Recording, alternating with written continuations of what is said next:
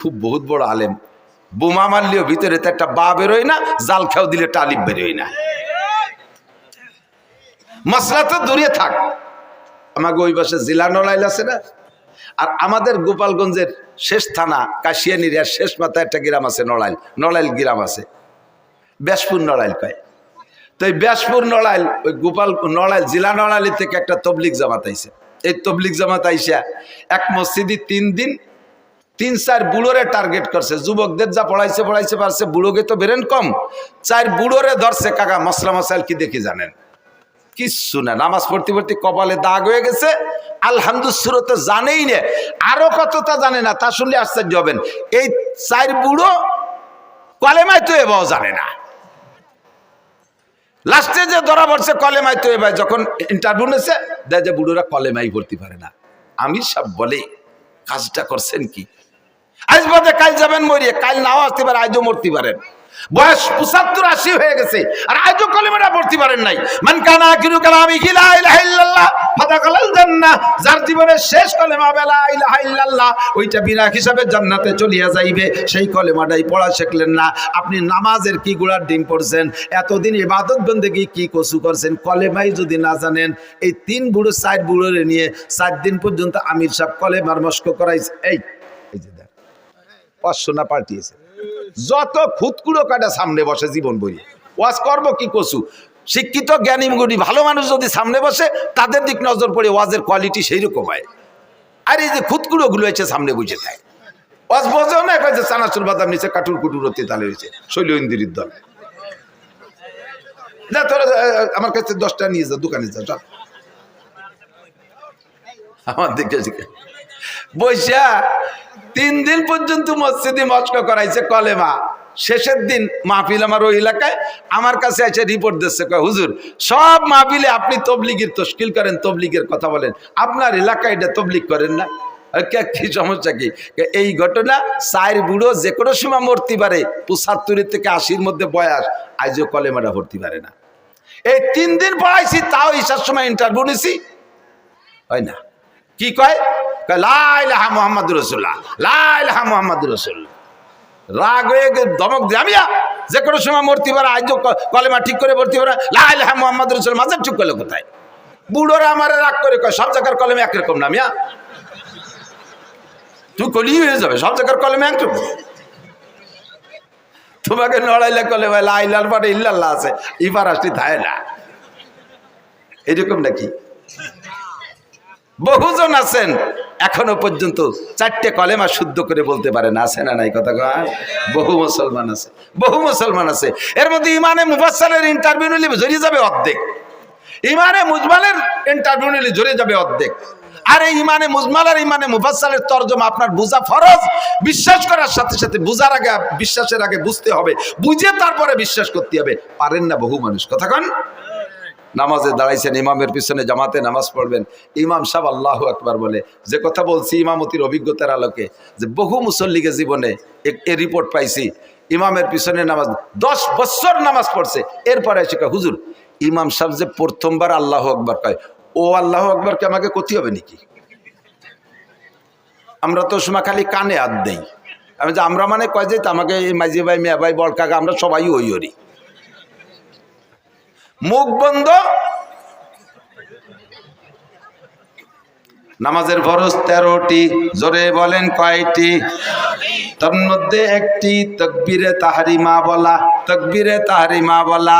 আপনি যদি একা নামাজ পড়েন সুন্নাত, তা প্রথম তাকবীর বলা ফরজ, নফল পড়লে প্রথম তাকবীর বলা ফরজ, ওয়াজিব পড়লে প্রথম তাকবীর বলা ফরজ। ইমামের পিছনে যদি পড়েন প্রথম তাকবীর মুখে বলা ফরজ। প্রথম তাকবীর শুধু ইমাম বলবে আর আপনি মুখ বন্ধ করে কানে হাত দেবেন, এতে হবে না। আপনাকে নামাজের ভিতরে যদি প্রথম তাকবীর মুখে আল্লাহু আকবার না বলে থাকেন, এমন করে জীবনে যত ওয়াক্ত চলে গেছে ওই নামাজগুলো হয় নাই, ওই নামাজগুলো আবার পড়তে হবে। এই যে কত ওয়াক্ত গেছে আপনার জানা নাই, এরকম কত ওয়াক্ত গেছে আপনার জানা নাই, মুখ বন্ধ করে খালি কানে উলা দিয়েছেন, আপনার নামাজ বাতিল, আপনার নামাজ হয় নাই। যদিও শুনতে একটু ছোট, একটু আল্লাহু আকবার, কিন্তু এই মশালাটা কত গুরুত্বপূর্ণ আপনার পুরো নামাজ এরপর নির্ভর করে। এই একটা মশলা আজকে জেনে নিলেন, আজকে বুঝতে পারলেন যে আপনাকে প্রথম তাকবীরে আল্লাহু আকবার, ইমাম ইমামের সাথে সাথে বলতে হবে, তবে ইমামের সাথে সাথে পিছে পিছে বলতে হবে, এটা ফরজ। এর একটা মাসালার দাম 60 লক্ষ বছর নফল নামাজ ও নফল রোজার চাইতে বেশি। মহিলারা নামাজ পড়বে, প্রথম তাকবীর মুখে বলা ফরজ। পুরুষরা নামাজ পড়বে, প্রথম তাকবীর মুখে বলা। তবে মহিলারা কোনোদিন জামাতে ইমামতি করতে পারবে না, মহিলারা মহিলাদের ইমামতিও করতে পারবে না, মহিলারা ফরজ ওয়াজিব সুন্নত নফল কোনো নামাজে ইমামতি করতে পারবে না, মহিলারা মসজিদে যে জামাতে নামাজ পড়বে না, মহিলারা নামাজ পড়বে ঘরের ভিতরে। মহিলারা যত নির্জনে নামাজ পড়বে তত তাদের নেকি বেশি, আর পুরুষরা যত ওপেন ফিল্ডে নামাজ পড়বে বড় জামাতে তত তাদের নেকি বেশি। মহিলারা ঘরের মধ্যে পড়বে, করনাফি বুয়ুতিকুন্না, ঘরের মধ্যে থাকবা। মহিলাদের জুমর নামাজ নাই, মহিলাদের ঈদের নামাজ নাই, মহিলাদের জানাজার নামাজ নাই, মহিলাদের জামাতে নামাজ নাই, 5 ওয়াক্ত জামাতে নামাজ পড়বে না। অনেকে হজে যাইয়া আইসা এবার বউকে নিয়ে জামাতে নামাজ পড়ার একটা প্ল্যান তৈরি করছে। আল্লাহ, মক্কা মদিনায় দেখলাম, আর আমাকে দেশি হুজুর কি তাকে বেশি জানে নাকি? আপনি মক্কা মদিনায় একবার গেছেন, আর আমরা 20 বার গেছি। আমরা ওই জায়গার থেকে ওইগুলো নিয়ে আসলাম না, আপনি একবার যাই এতটা নিয়ে আসলেন কে? কি কি আনছে দেখবেন। হানাফি মাযহাবের মুসল্লি, হানাফি মাযহাবে আমিন আস্তে বলতে হবে। হানাফি মাযহাবে আমিন কি আস্তে। সব মাসালা হানাফি মাযহাবের আমল করে। হজেতে আসার পরে এবার ওই মক্কা মদিনায় শুনছে আমিন জোরে কইতে, এই জায়গাটা খালি আমিনটা একটু জোরে না করতে পারলে পাল্টায় না। ইমাম সাহেব বলা দলিনকে ছেড়ে দিছে, আমিন বিটাগিরি দেয়াচ্ছে উনি। আপনি এরকম করলেন কে? মক্কা মদিনায় বলে। তো মক্কা মদিনাতে আরো কত তারে শব্দ করেন আপনি, যে দেখছেন কত প্রকারের নামাজ। একদল কানে উলো দেয়ই না, হাজি সাহেবরা একটু সাক্ষী দেন। একদল কখনো কানে উলো দেয় না, আর একদল কানে উলো দিয়ে ছানা একবার বাইন্ধে ছেড়ে দেয়, আর একদল কানে উলো দিয়ে ডাইরেক্ট ছেড়ে দেয়, আর একদল কানে উলোই দেয় না, হাত ছাড়া থাকে, আর একদল আগের থেকে ছানা বাইন্ধে থাকে। এই যে এত দলের মধ্যে কোন দলের ডাপি আনতে গেলেন আপনি? অর্থে গেছেন কে কথা বল? আপনার এই জন্যই পাঠাই নেই। এসে গেলে একটু করে যাই, বাংলাদেশের একমাত্র উলামায়ে কিরাম শরীয়তের দিক দিয়ে এস্টাবলিশড, এই বাংলাদেশের উলামায়ে কিরাম বাংলাদেশের মুসলমানদেরকে নবী আলাইহিস সালাতু ওয়াস সালামের শরীয়ত অনুযায়ী পরিচালনার জন্য বিশ্বের কোন দেশে ধরা লাগে না।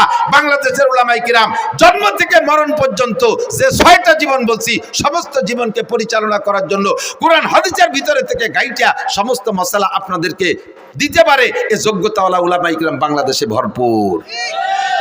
আর কেউ এখনো সম্পূর্ণ হতে পারেন নাই, ডাক্তাররা তো পারেনি নাই। বাংলাদেশ সরকার মেডিকেল সায়েন্সের কলেজ বিশ্ববিদ্যালয়ের জন্য কোটি কোটি টাকা খরচ করতেছে ডাক্তার বানানোর জন্য। যেই সরকারি ওই মেডিকেল সায়েন্সের কলেজের জন্য টাকা দিয়ে ছেলেদেরকে পড়ায় ডাক্তার বানাচ্ছে, সেই সরকারি ওই কলেজের ডাক্তার প্রফেসরের কাছে ওষুধ খায় না, উনি চলে যায় India, Madras, Chennai, Singapore, London, বাইরে যে ওষুধ খেয়ে আসে। তাই তুমি যাকে ডাক্তার বানাইলে তারা কি গুড়ার ঘাস কাটতেছে? কি ডাক্তার বানাইলে যে তাদের কাছে তোমার আত্মবিশ্বাস ওষুধ খাইতে? এখনো পর্যন্ত সেনাবাহিনী পূর্ণাঙ্গ হতে পারে নাই। সেনাবাহিনীর অফিসারকে আমেরিকা প্রশিক্ষণে পাঠাইতে হয়, ইন্ডিয়া পাঠাইতে হয়, চায়না পাঠাইতে হয়, সে জগতে কোটি কোটি টাকা খরচ হচ্ছে। এখনো পর্যন্ত সেখান থেকে সুফল আসে নাই। একটা অস্ত্র বানাইতে পারে না, একটা ড্রোন বানাইতে পারে না, একটা বন্দুক রাইফেল বানাতে পারে না, একটা গুলি বানাতে পারে না, একটা সুর ভাষা ফুটো হতে দিতে পারে না। কতক্ষণ কোন মেশিন বানাতে পারে? আল্লাহর রহমতে বাংলাদেশের উলামায়ে কিরাম শরীয়তের এ টু জেড তৈরি করতে পারে। এর জন্য বিদেশে মক্কা মদিনায় যাওয়া লাগবে না। নিজেরা পারেন না বলে মনে হচ্ছে হুজুররা পারে না, তাই মনে হয় না। আলমাবিয়া কিছু আল্লাহ নাপছি, আমি মাঝে মাঝে কই না তামাশা রে, একেবারে সচক্ষে দেখছি।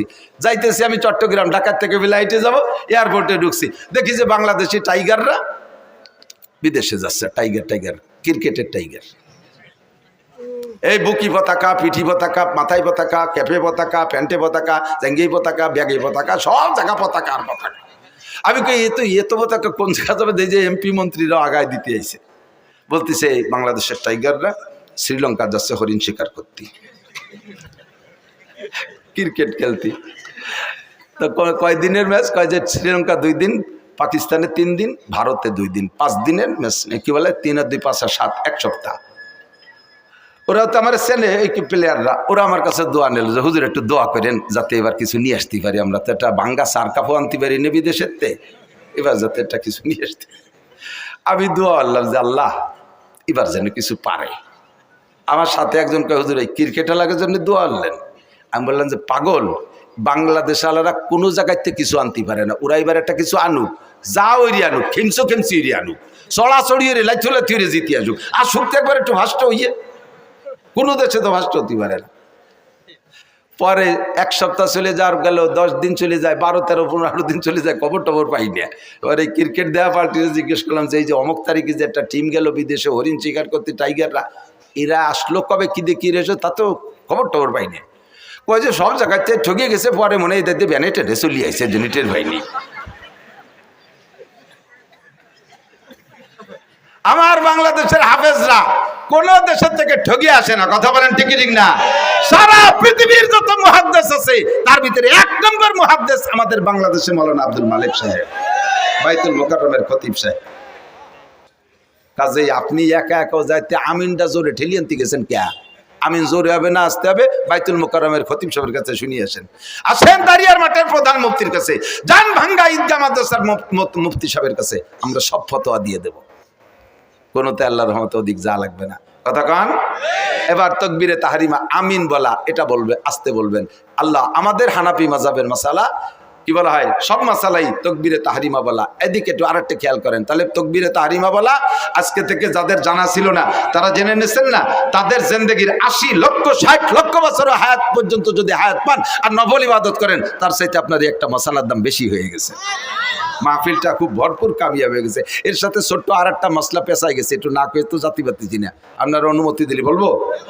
এই তাকবীরে তাহরিমা ইমামের পিছনে বলবেন, বলার সিস্টেম কি, আবার তা সে জায়গা ছোট্ট একটু চিকুন একটা মশলা আছে, বলবো। সেই মশলাটা হলো ইমাম সাহেব আল্লাহু আকবার বলবে, তো ইমামের যদি সুর বেশি হয়, সুর আলা ইমামরা একটু টাইনিয়ে সুর দিয়ে আল্লাহু আকবার সুর দিতে খানিকটা নি ফেলে। আবার জামাত যদি বড় হয় তাহলে পিছন পর্যন্ত তাকবীর পৌঁছতে হবে, যেন একটু টাইনি কয় আল্লাহু আকবার। তো ইমাম আল্লাহ কই আরে টানতিছে, আপনি মনে হচ্ছে অনুমতি দিয়েছেন, আপনি শটে মারিয়ে দিয়েছেন আল্লাহু আকবার। এ জায়গায় অ্যাক্সিডেন্ট কি হয়েছে মনে রাখবেন, ইমামের আল্লাহু আকবারের র শেষ হওয়ার আগে যদি আপনার আল্লাহু আকবারের র শেষ হয়ে যায়, আপনার ইক্তেদা সহিহ হয় নাই, ওই ওয়াক্তের নামাজ বাতিল। মাজলিসু ফিকিন খায়রুম মিন ইবাদাতি 60 সানা। এর একটা মাসালা শোনা এবং শিখা 60 বছর নফল নামাজ ও রোজার চাইতে কম না বেশি? জোরে কান, কম না বেশি? এই জন্য দোস্ত বলতে যে অনেক দুঃখ সরে চলে আসছে, আর কিছু মশালা বলা হয়ে গেছে, সাথে আর একটা মশালা না বলে পারতেছি না। মশালার মধ্যে ঢুকলে খালি আমার ভেস্তেজের পড়াইতে মনে চাই, ওলামায়ে কেরামের কাছে চর্বিতে চর্বণ মনে হচ্ছে। আমি অনুরোধ করবো আইম্মায়ে মাসাজিদ যারা আছেন, মসজিদের ইমাম যারা আছেন, জুমার দিনে আপনি লম্বা লম্বা কিস্সা কাহিনীর বয়ান বাদ দিয়ে 2 পদ্ধতিতে বয়ান করতে পারেন। জীবনে কোনোদিন আপনার বয়ান ফুরবে না, জীবনেও কোনোদিন বয়ান ফুরবে না।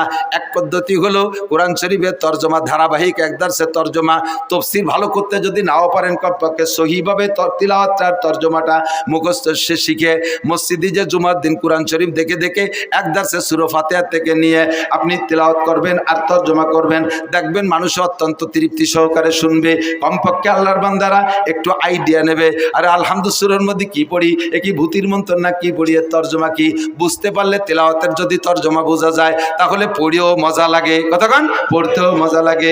আপনি যখন সূরা ফাতিহা পড়বেন আলহামদুলিল্লাহি রাব্বিল আলামিন, এইটা কি পড়লেন তর্জমা জানেন না, টপাটপ করে পড়ে গেছেন, যদি আপনি বোঝেন যে আপনি কি বলছেন, আলহামদুলিল্লাহি রাব্বিল আলামিন, সমস্ত প্রশংসা আল্লাহর জন্য যিনি রব্বুল আলামিন, সারা জগতের প্রতিপালক। আপনি যখন সূরা ফাতিহার এই আয়াত পড়বেন, তর্জমাটা আপনার মাথার মধ্যে চলে আসবে, মনের মধ্যে একটা মজা পাবেন, কারণ আল্লাহ আপনার সামনে, আপনি আল্লাহকে বলতেছেন আল্লাহ তুমি রব্বুল আলামিন, সমস্ত প্রশংসা তোমার জন্য।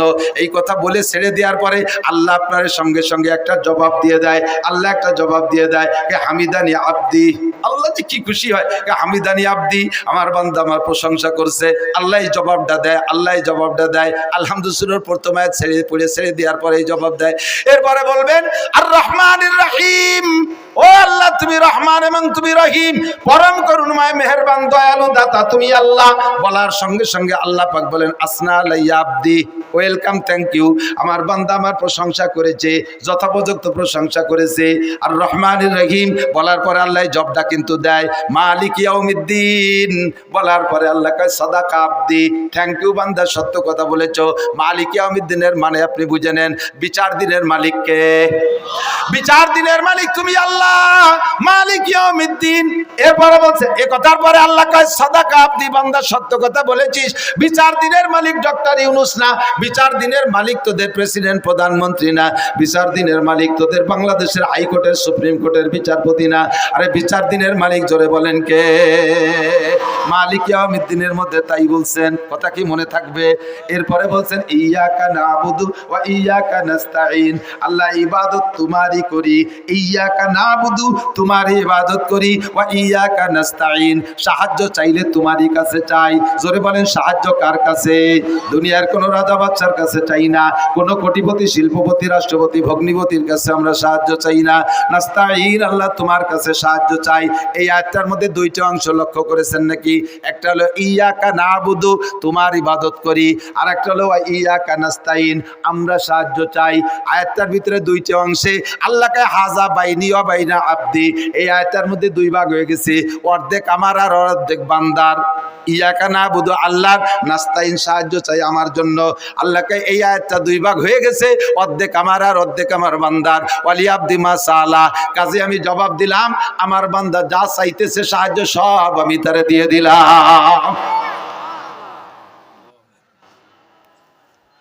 এরপরে কি সাহায্য চাইবেন? একটু সাহায্যের নাম কোন? সাহায্য কি চাইছেন আপনি? বলছেন ইহদিনাস সিরাতাল মুস্তাকিম। আল্লাহ বাংলাদেশে দলের অভাব নাই। আমলিগ, বিএনপি, জামাত, জাতীয় পার্টি, ৮৮ চন্দ্রবড়া, মানিকগঞ্জ, সুরেশ্বর, ভোজেশ্বর, ইনায়েতপুর, বাহাদুরপুর, শরীয়তপুর, মাদারীপুর, ফরিদপুর, তবলিগ, সরবনাই, এতাতি, ওয়াজাতি, হিজবুত তাওহীদ, কাদিয়ানি।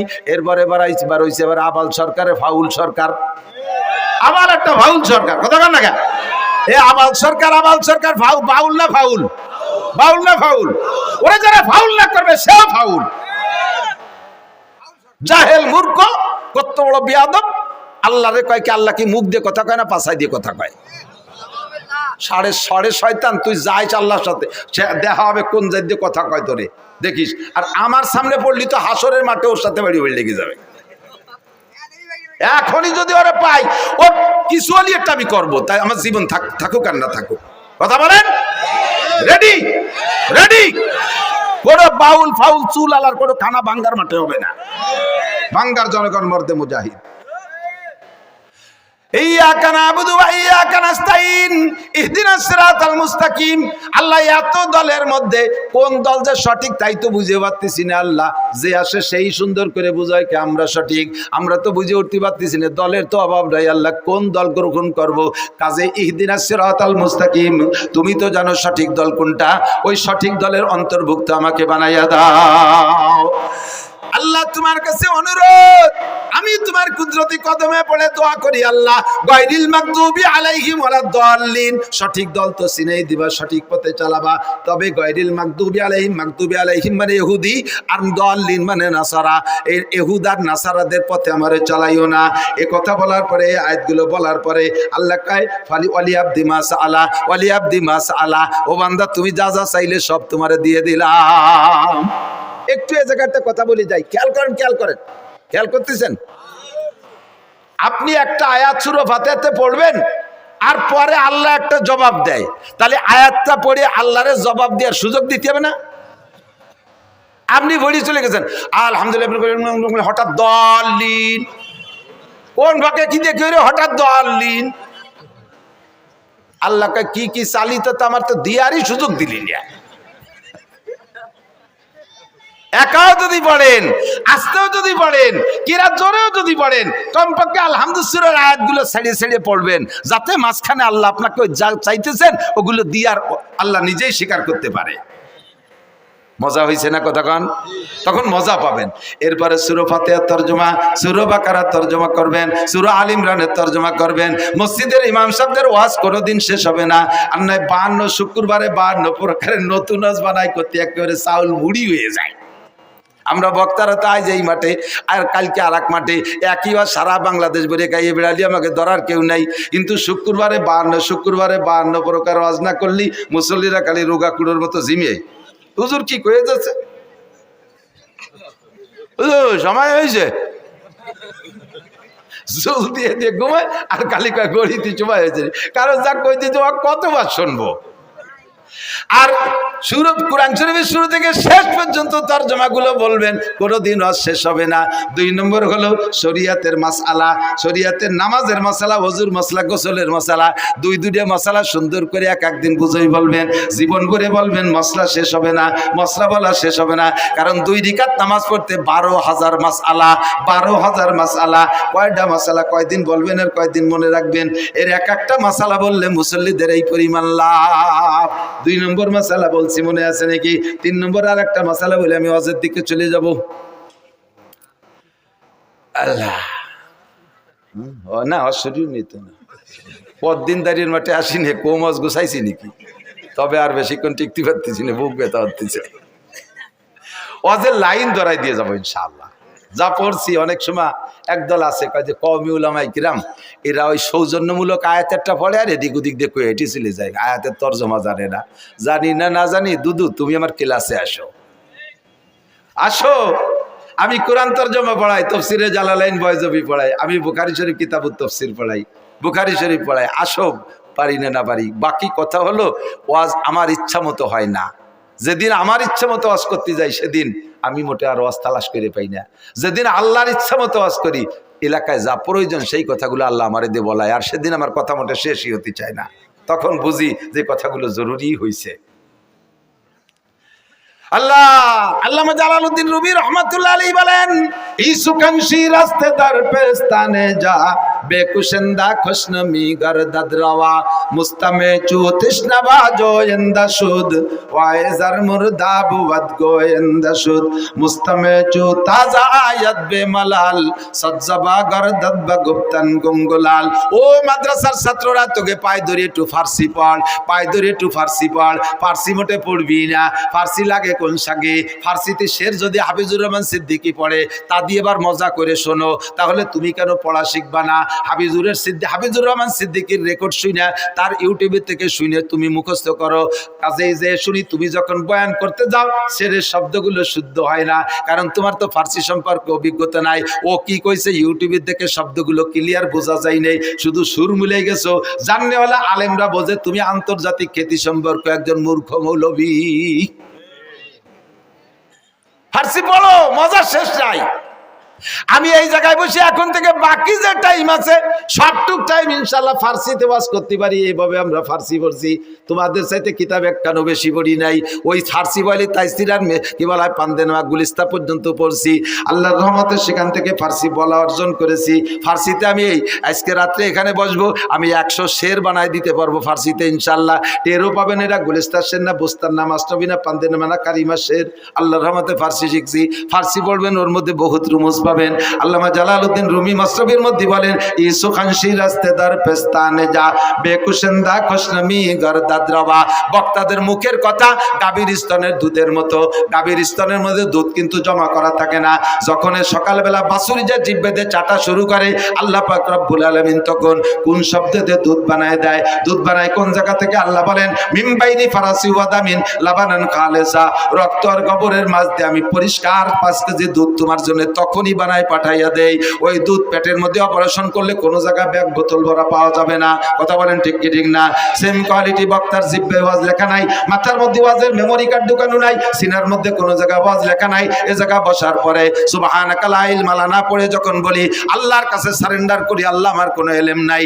এই দাঁড়িয়ার মাঠ থানা সদরের শিক্ষিত জনগণের কি প্রয়োজন কথাগুলো আমারে শিখায় দাও। আল্লাহ আমার মাথার মধ্যে গাভীর দুধের মতো কথাগুলো দেয়, সেই কথাগুলো বলি। যদি কথা প্রয়োজনীয় হয় কথাগুলো নিয়ে যাবেন, ভুল বললে ক্ষমা করে দেবেন। একটা মাসালা বলে দে, আমার দিক তাকান। অনেক সময় সূরা ফাতিহা পড়ার পরে কোন কিরাত পড়বেন, কিরাত খুঁজতে যে একটু সময় লেগে যায়। বহুত জানেন তো কোনটা পড়বেন করে খালি ঠেলা ঠেলি হতেছে, কোনটা পড়বো, ইন্না তাই না পড়বো না কুলু পড়বো নাকি ওয়াল আসছে পড়বো, এই ভাবতে শুরু হতে টাইম সেরে গেছে। কটুক জানেন? সুবহান রাব্বিল আজিম, সুবহান রাব্বিল আজিম, সুবহান রাব্বিল আজিম 3 বার। জোরে পড়লে তো একটু সময় বেশি লাগে, আস্তে পড়লে আর সময় কম লাগে। 3 তসবিহ বলে 3 তসবিহ, 3 তসবিহ পরিমাণ টাইম যদি আপনার ভাবতে সময় চলে যায়, আপনার ওয়াজিব তরক হয়ে গেছে। শেষ বৈঠকে আপনার সৌসিদা দেওয়া ওয়াজিব। কয়দিন দিয়েছেন সৌসিদা? সৌসিদা যদি না দেন নামাজে আবার দোহরাই পড়তে হবে।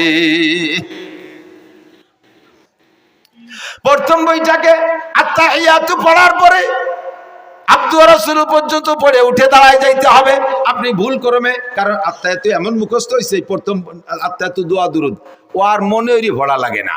সিজদাতে উঠে মুখরে আত্তাহিয়াতুতে দায়িত্ব দিয়েছেন, তুই পড়তে থাক, আর আপনি চলে গেছেন দোকানের মধ্যে, ব্যবসা বাণিজ্য খেয়াত খামার বেরাক টেরাক সব ঘুরিয়ে টুরিয়ে হঠাৎ করে আইছে দেন যে ইন্না কান্তাল গফুরুর রহিম চলে গেছেন।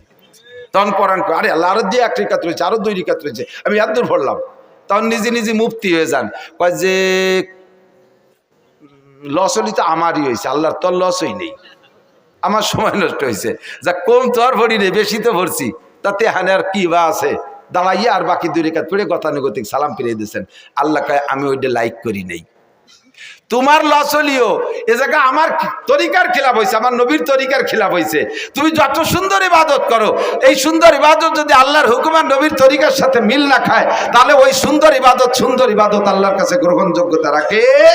কথা বলেন রাখে? মাগরিবের ফরজ নামাজ কয় রিকাত? জোরে কোন কয় রিকাত?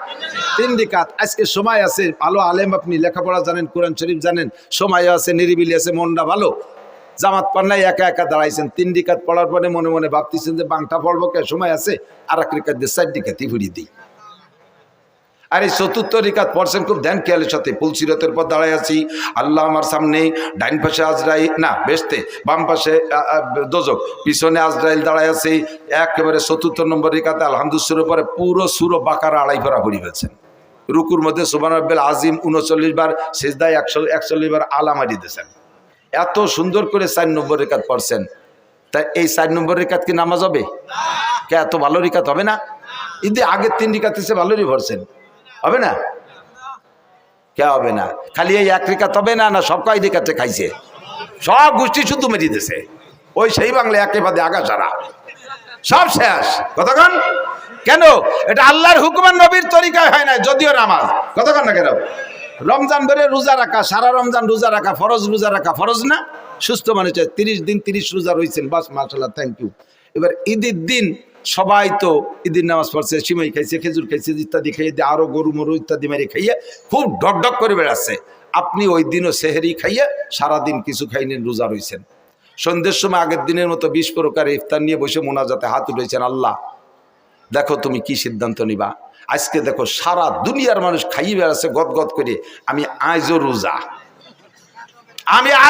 বলো আমার কি দিবা? আল্লাহ কয় তোমারে জুতো দিয়ে 2 বাড়ি দেব। সাড়ে শয়তান, তোরা আজকে রোজা থাকতে গেছে কিনা? আইয়ামু ঈদ আইয়ামু জিয়াফাতিল্লাহ, ঠিক না? হুজুর হাদিসের শব্দই আইয়ামু ঈদ আইয়ামু জিয়াফাতিল্লাহ। বিয়ের দিন জামাই যদি কয় আব্বা আমি রোজা, আমি খাবো না, তাহলে সেই দিন শ্বশুরের কিরম ঠে, আর তোর আমার বাড়ি মেহমানদারির দিন তুই আজকে রোজা। কাজেই ইবাদত আমার সৌন্দর্যের কোনো সৌন্দর্য না, ইবাদতের সৌন্দর্য দেবে আল্লাহ, আল্লাহ রসুল। কথা বলুন ঠিক কি ঠিক না? আল্লাহু আকবার। সূরা হাসরের শেষ 3 আয়াত পড়তে আমরা কি বলি? আউযু বিল্লাহি সামিউল আলিম মিনাশ শাইতানির রাজিম 3 বার পড়িয়ে তারপরে হুয়াল্লাহুল্লাযী। কেউ কয় যে বিসমিল্লাহ পড়লি দোষ কি? বিসমিল্লাহ কি খারাপ জিনিস? বিসমিল্লাহ ভালো জিনিস।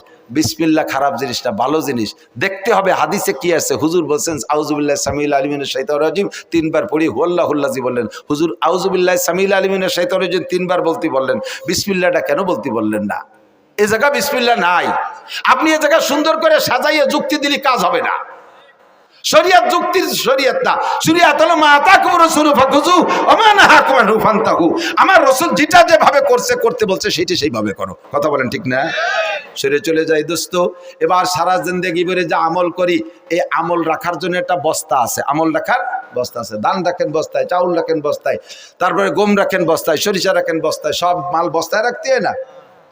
আমল রাখার একটা বস্তা আছে, এই বস্তার নাম আমল নামা। বস্তার নাম কি? বস্তার নাম আর এতক্ষণ যত যা মশালা বলছি এতে বিশাল নেকি হয়েছে। আজকে বললাম না পরিমাণে কি পরিমাণ হয়েছে। এই সব নেকি রাখার একটা বস্তা আছে, বস্তার নাম কি? জোর হলো না? আমল নামা। দানের বস্তা বানানোর নিয়ম কি?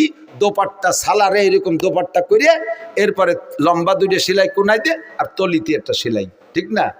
যদি ঘটনাক্রমে কোনো বস্তার লম্বা সেলাই পড়ছে কিন্তু তলায় সেলাই পড়ে নাই, রাতের বেলা 50 মণ ধান উঠোনে দুই বাপ বেটা বস্তা 50টা নিয়ে যাইয়া ধান ভরার নিয়ত করে অন্ধকারে ছেলেরে কইছেন, বাবা তুই বস্তা ধর, আমি এই খেসি ভরে ভিতরে দিচ্ছি।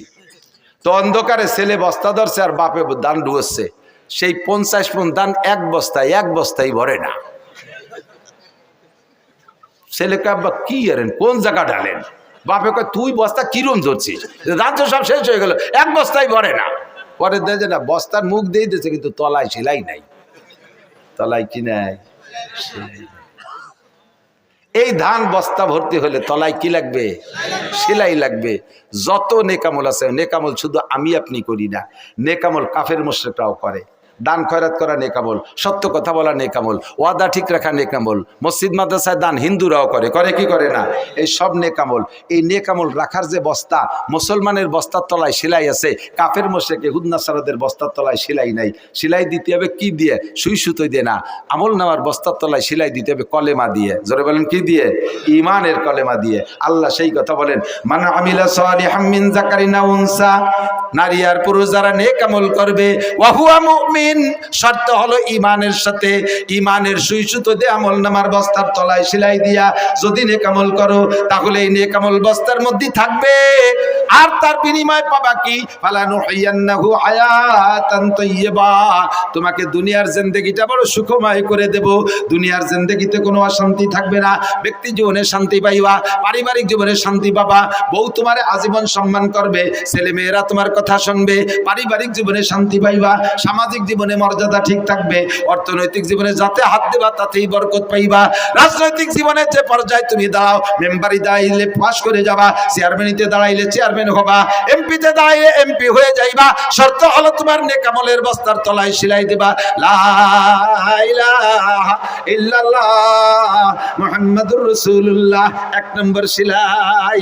সেলাই যদি একটা দেন, গোম দান থাকবে কিন্তু ঝুঁকি থাইকে যাবে, একটা সেলাই কাইটেও যেতে পারে। সেলাই যদি আর একটা দেন, মোটামুটি ঝুঁকি মুক্ত হবে, গোমও থাকবে, বস্তাও শক্ত হবে। সেলাই যদি 3টে দেন, আরো শক্তিশালী হবে।